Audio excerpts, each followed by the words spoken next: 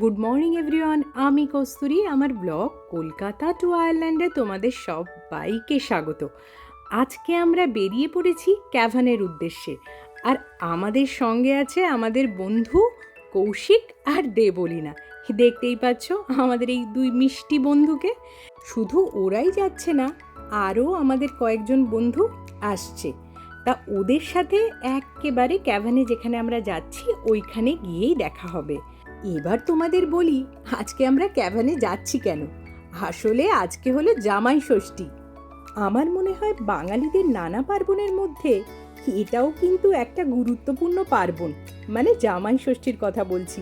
আর জামাই ষষ্ঠী মানেই তো জামাইদের বেশ আনন্দ, কারণ এই দিন তারা শ্বশুরবাড়িতে গিয়ে জমিয়ে কবজি ডুবিয়ে খাবে। কি বলো? প্রবাসে থাকার দরুন আমরা অনেক এরকম পার্বণগুলো মিস করে যাই। আজ তাই আমরা ঠিক করেছি ঘরে মন খারাপ করে না বসে থেকে সব বন্ধুরা মিলে একসাথে বেরিয়ে পড়ব আর জমিয়ে খাওয়া দাওয়া করব। সেই জন্যেই যাচ্ছি একটা রেস্টুরেন্টে। আমরা এখন প্রায় রেস্টুরেন্টের কাছেই পৌঁছে গেছি। আমাদের বাড়ি থেকে এই জায়গাটা আসতে সময় লাগলো প্রায় ওই 1 ঘন্টা 25 মিনিটের মতন, জানো তো। আর এই দেখো এখানে দেবমাল্য দেখাচ্ছে তোমাদের রেস্টুরেন্টটা, নিউ অন্নপূর্ণা রেস্টুরেন্ট।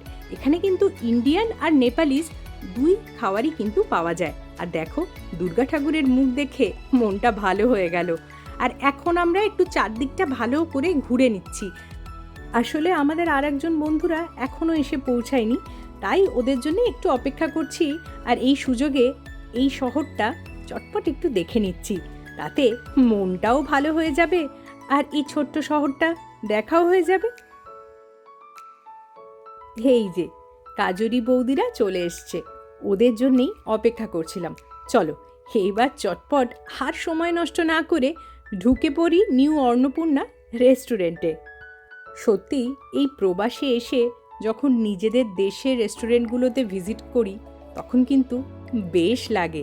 আর সবচেয়ে বড় কথা হলো এই নামটা নিউ অন্নপূর্ণা, আর তার সঙ্গে দুর্গা ঠাকুরের মুখটা সত্যি এত ভালো লাগছিল না। আর দেখো রেস্টুরেন্টটা ছোটোখাটোর মধ্যে বেশ সুন্দরভাবে সাজানো, দেখেও কিন্তু খুব ভালো লাগছিল। আমাদের বিয়ে প্রায় 3 বছর হতে চললো। আসলে জামাই ষষ্ঠীর সময় না দেবমাল্য তো বরাবরই বাইরে ছিল, সেই জন্য কলকাতায় ওরকমভাবে জামাই ষষ্ঠী সেলিব্রেট করা হয়নি আমার বাড়িতে।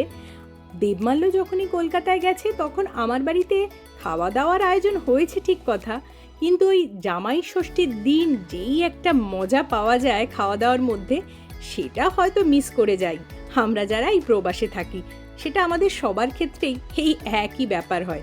তাই আজকে সবাই মিলে যখন প্ল্যান করা হলো, না না আজকের এত ভালো দিন বাড়িতে বসে নয়, আর যেহেতু ছুটির দিনেই পড়েছিল সেহেতু সবাই ফাঁকাও ছিল, সেই জন্যে সবাই মিলে কিন্তু আমরা ইন্ডিয়ান রেস্টুরেন্টে চলে এসেছি। এখানে এখন মেনু দেখে ডিসাইড করা হচ্ছে আমরা কি খাবার দাবার আজকে নেব। আসলে বাঙালি খাবার দাবারগুলো সত্যিই মিস করছি। আমাদের মারা যেমন পঞ্চব্যঞ্জন সাজিয়ে আমাদেরকে পরিবেশন করে, সেটা হয়তো এখানে হবে না। কি আর করা যাবে, যা পাই তাই খাই। আজকে আমাদের স্টার্টারে ছিল গান পাউডার পটেটো, আর তার সাথে নিয়েছিলাম চিকেন মোমো। দারুণ ছিল জানো তো স্টার্টার দুটো। আর মেন কোর্সে নিয়েছিলাম হচ্ছে নান, আর ছিল হচ্ছে লেমন রাইস, সঙ্গে ছিল চিকেন বাটার মশলা। এগুলো ছিল মেন কোর্স। আর আমরা ডেজার্টে নিয়েছিলাম ম্যাঙ্গো লস্যি। এই রেস্টুরেন্টে খাওয়া দাওয়ার টেস্ট কিন্তু সত্যি ভীষণ ভালো, এক্কেবারে আমাদের ইন্ডিয়ান স্টাইলে। আজকের দিনটা সব বন্ধুদের সাথে মিলেমিশে দারুণ কাটলো।